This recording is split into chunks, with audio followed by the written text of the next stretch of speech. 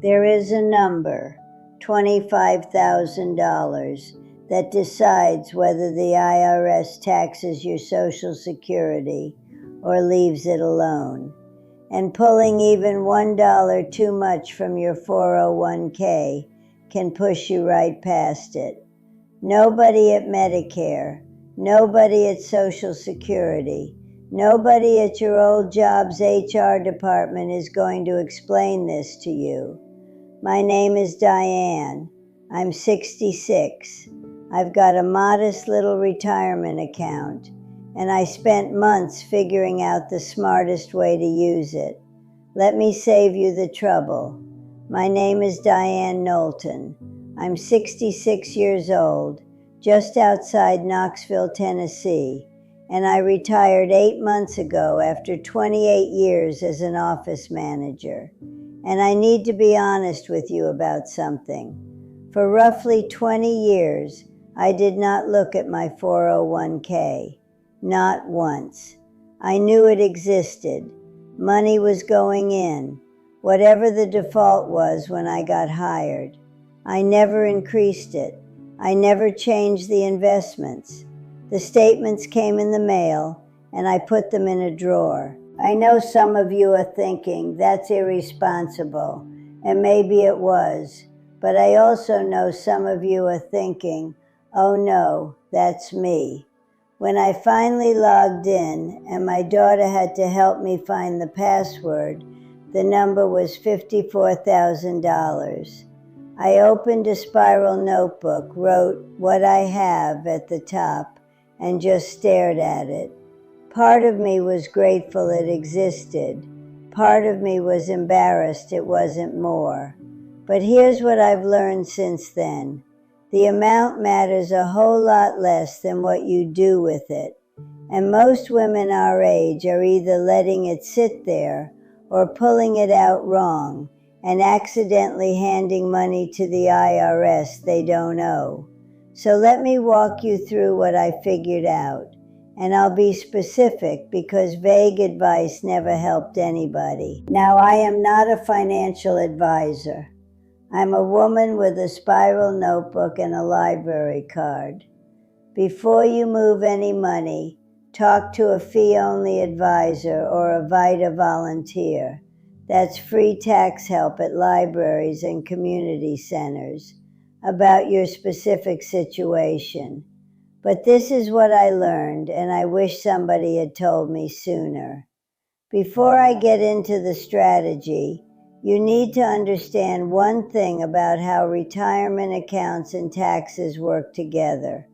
This is the part that changes everything. Money in a 401k or traditional IRA has never been taxed. You got the break years ago. So when you take it out, every dollar counts as income. Most people know that part. What most people do not know is how those withdrawals interact with Social Security. The IRS uses something called your combined income to decide whether to tax your Social Security benefits. Here's how they calculate it. Take your adjusted gross income. For most retired women, that's small. Add any non-taxable interest. Then add half your annual Social Security benefit. That total is your combined income. Think of it like a cup. Your Social Security fills the cup part way. Every dollar you pull from your 401k pours more in. Once that cup overflows past $25,000, if you're single, up to 50% of your Social Security becomes taxable. Past $34,000, up to 85%. When I worked that out on paper, I put my pen down and said out loud, "You have got to be kidding me." Nobody was kidding. That's how it works. Okay. Now you understand the game. Here's what to actually do about it. Step 1, know your number. Log into your 401k or call the plan administrator. Ask 3 things. What's my balance? What funds am I in? What are the fees? Write the number down.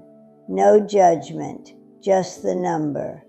I did this at the public library because I didn't want my daughter to see the balance and worry. That's pride, I know, but I got it done.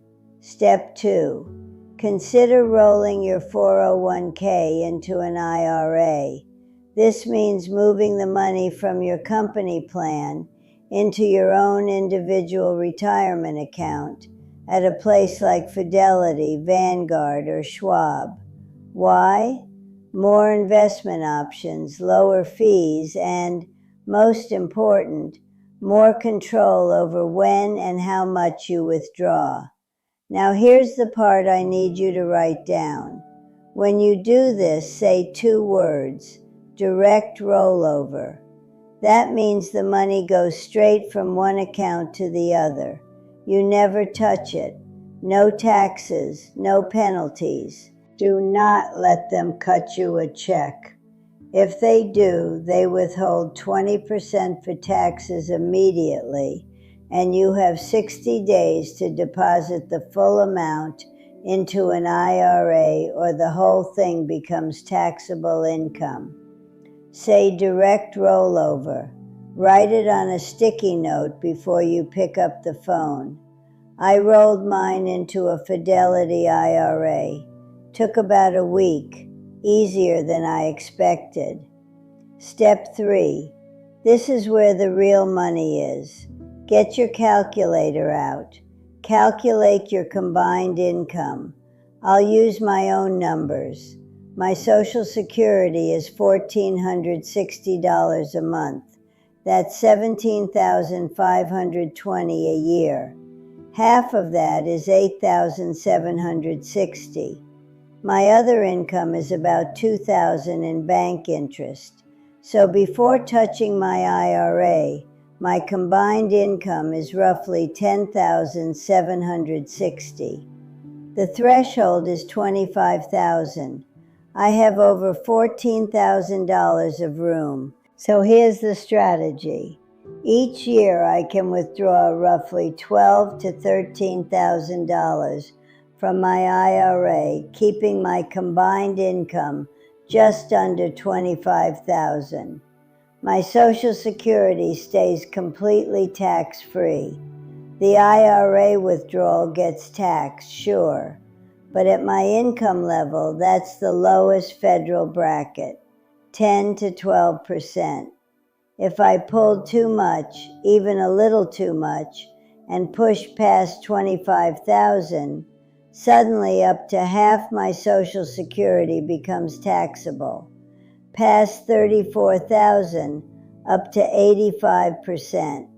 The difference between the right withdrawal and the wrong one could be well over $1,000 a year in taxes. This right here is the strategy. Not flashy, not complicated once you see it, but it could save you thousands. One more critical thing. At age 73, required minimum distributions kick in, RMDs. The IRS tells you how much you must withdraw each year, and if you don't, the penalty is 25% of what you should have taken. Here's why that matters. If I do nothing between now and 73, the balance sits there. Maybe it grows. Then at 73, the forced withdrawals might push me over the Social Security threshold, whether I like it or not. But if I do smart withdrawals now, I draw the balance down on my terms. Smaller balance later means smaller RMDs. Smaller RMDs means I stay under the threshold. The worst thing you can do with a modest 401k is ignore it, again. Because at 73, the IRS stops asking and starts telling. Now let me tell you the mistakes that blow this up. Mistake 1, cashing out the whole thing at once. Tempting, it's only 50-some thousand. Just take it and be done. But if you pull $54,000 in 1 year, That entire amount is taxable income on top of your Social Security. Combined income goes through the roof. Up to 85% of your Social Security becomes taxable. You could lose $5,000 to $8,000 in taxes you never had to pay because you were in a hurry. Mistake 2, getting the rollover wrong. I said it before, direct rollover, trustee to trustee. Do not let them cut you a personal check. That 20% withholding creates a mess that takes months to sort out. Mistake 3, doing nothing until 73. That was my original plan, by the way. Just leave it. Let future Diane deal with it. But future Diane would have been staring at forced withdrawals, pushing her Social Security into taxable territory. I decided to stop making future Diane's life harder. All right, here's what I need you to do. 4 things. First, find your balance. Log in or call. Today if you can.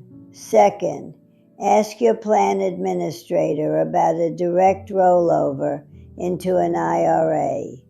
Third, calculate your combined income. Adjusted gross income plus half your Social Security, and see where you stand relative to $25,000.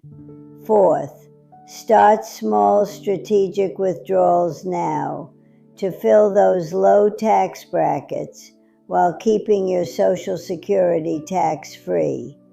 That $54,000, it's not a failure. It's not something to be embarrassed about. It's a tool, and now I know how to use it. The biggest mistake wasn't ignoring that account for 20 years. The biggest mistake would be ignoring it now that I know better. You're here. You watched this far. That means you're not ignoring it anymore either. Now you know what most people never figure out. If this helped you see your retirement account differently, share it with a friend who's been avoiding her own little 401k. And subscribe. I put out new ones every week.